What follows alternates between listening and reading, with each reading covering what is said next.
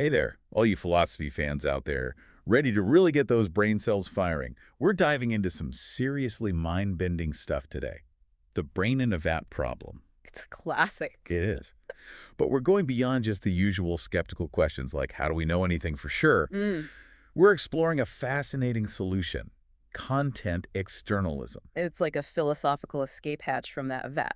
Exactly. We'll be using some excerpts from the Stanford Encyclopedia of Philosophy Great source. to help us unpack all of this. Sounds fun. So before we jump into brains floating in vats, Okay. let's make sure we're all on the same page about skepticism and philosophy. Because it's not just like Yeah, being a little doubtful about things, isn't it? exactly. It's not everyday doubt. Philosophical skepticism is about seriously questioning Okay. the very foundations of our knowledge. Deep stuff. Deep stuff. Think Descartes and his evil genius. Oh, Who could be deceiving us about the nature of reality? tricky genius. Yeah, so skeptics use carefully constructed arguments to challenge what we think we know. So I think I see where this is going. Yeah. The brain in a vat thought experiment. That's like the ultimate test, right? It is the idea that we could be brains Just brains. hooked up to a supercomputer experiencing a simulated reality Whoa. that's indistinguishable from the real world. And how would we know? Right, that's the puzzle, isn't it? How could we possibly know Yeah. whether we're living in a simulation or not, Right. if the experiences are identical? And this actually ties into that closure principle, Oh, right. which you know as a philosopher, Of course. states that if you know one thing and you know that thing implies another thing. Then you should also know that second thing. Right. So how does this work in the BIV scenario? Well, I guess the skeptic would say, if you know you have a body, Yeah. and you know that having a body means you can't be a brain in a vat, Mm-hmm.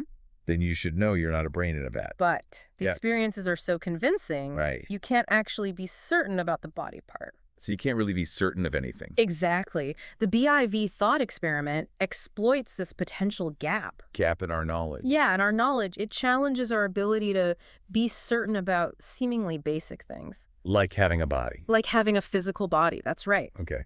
This is getting a little A unsettling. little bit unsettling. How do we even begin to counter this radical skepticism? This is where Hillary Putnam comes in. A new character enters the scene. Yeah. Okay. With his game-changing idea, content externalism. I'm intrigued. It might sound a bit wild at first. Okay, hit me with it. What is the secret weapon against the skeptics? So Putnam's key insight is that the meaning of our words, Words. Okay. and ultimately our thoughts, Mm-hmm. isn't solely determined by what's going on inside our heads. So there's more to it than that. There's more to it. He argued that the external world plays a crucial role Oh, interesting. in fixing those meanings. So it's like the word tree. Yeah. Only makes sense because there are actual trees out there in the world, right? Yeah, exactly. That's a perfect example. I'm sensing this is where it becomes a problem for our brain in a vat. It does, yeah. They're cut off. If our BIV is completely cut off from the real world, Mm-hmm. how could they even form the concept of a vat in the first place? That's a good question. Their word vat would have to refer to something else entirely Something else. within their simulated reality. I see. Like maybe the computer program generating their experience. So their language wouldn't map onto reality. It wouldn't map onto reality in the same way ours does. So does this mean, even if a BIV said the words, I am a brain in a vat, Right.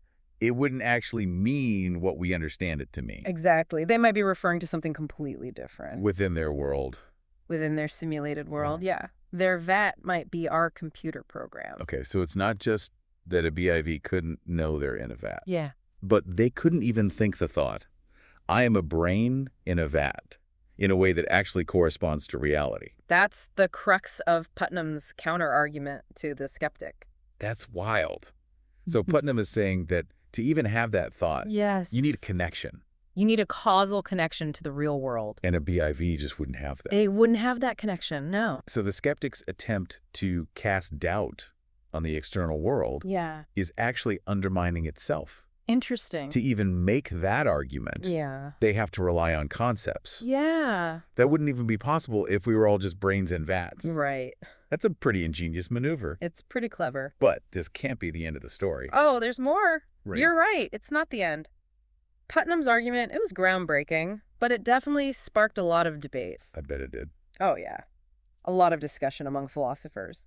Some argued that Putnam's original argument, it was a bit too dense, a bit too open to interpretation. And that led to a variety of different attempts. To clarify it. To clarify it. Reconstruct his line of reasoning. So philosophers just couldn't leave it alone. They had to keep going. They had to keep those debates going. Who were some of the key players in this back and forth? Well, there are a few names you might recognize. Okay. As a philosopher yourself, Bruckner.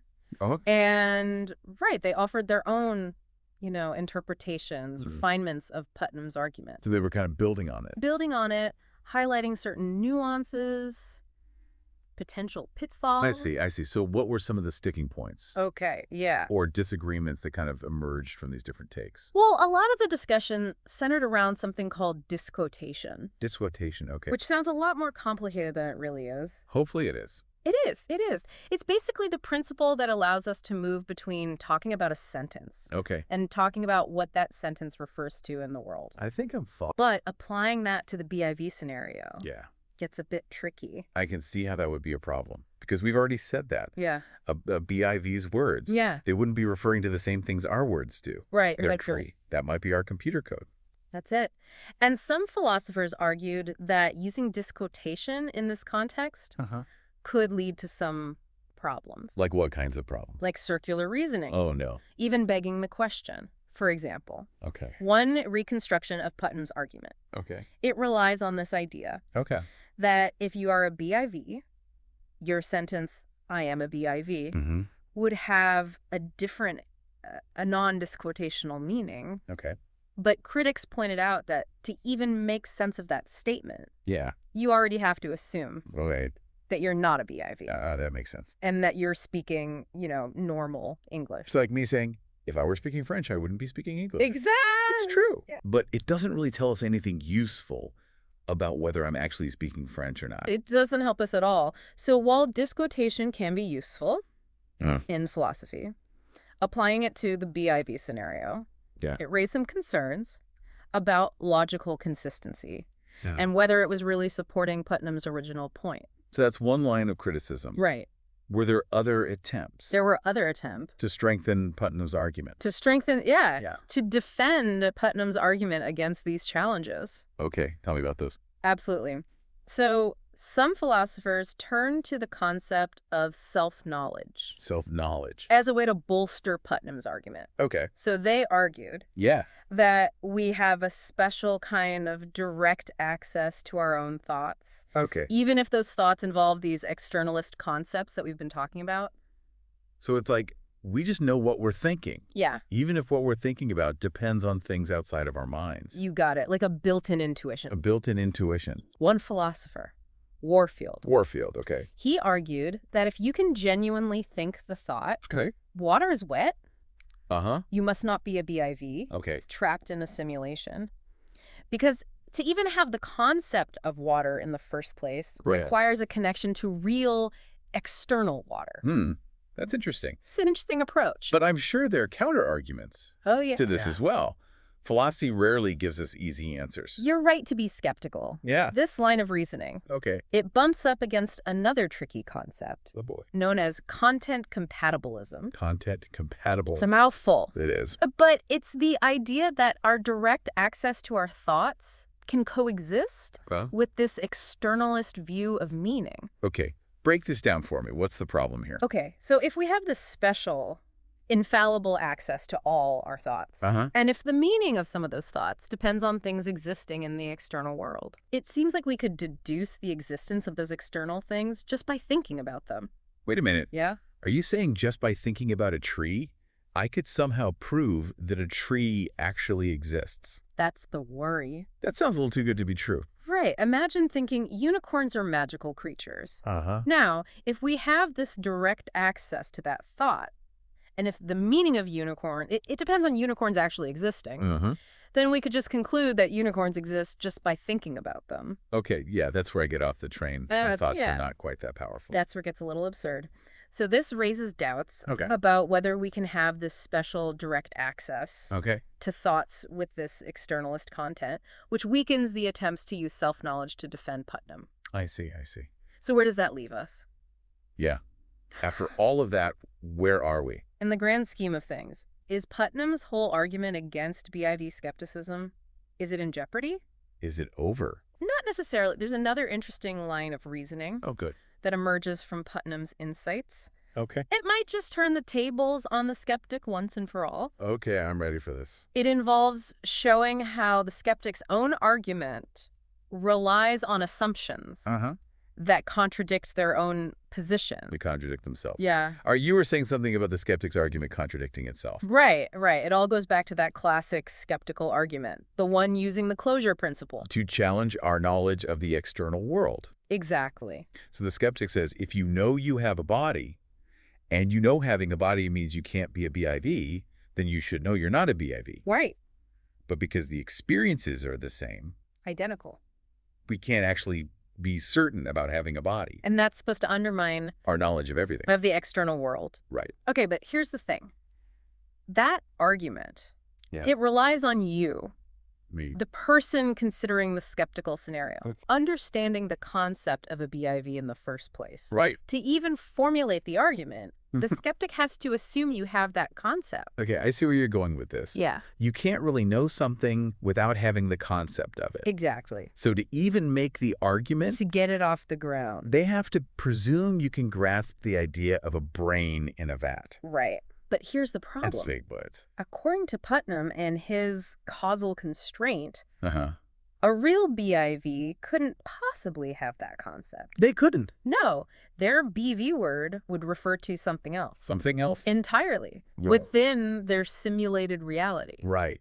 Like we were talking about before. We talked about that, yeah. So by assuming you have the very knowledge that they claim you lack, the skeptics kind of track themselves. Oh, that's good. They're hoisted by their own petard. They gave you the rope to tie their logic in knots. It's like they're saying you can't understand what a brain in a vat is. No, wait. Exactly. If the skeptic's premise is true, that you understand the concept of a BIV, right, then that actually implies you're not a BIV. Oh, wow. Because if you were, you couldn't have that concept. That's amazing. So their own argument, when you combine it with Putnam's insight, it leads to the conclusion that you do have knowledge of the external world. Okay, so Putnam's basically saying to the skeptic, you can't use my idea to argue against the existence of the world because your argument depends on the world existing in the first place.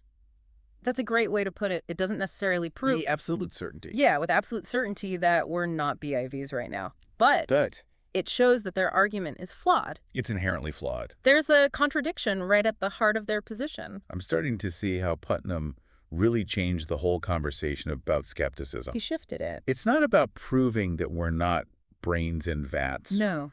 It's about showing the inconsistencies. The hidden assumptions. That make this kind of radical skepticism untenable. Yeah.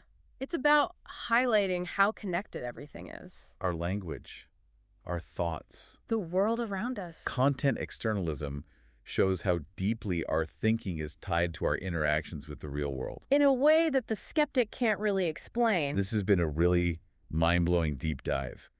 We've gone from brains in vats to the meaning of words to the very foundations of knowledge itself. It's been a journey.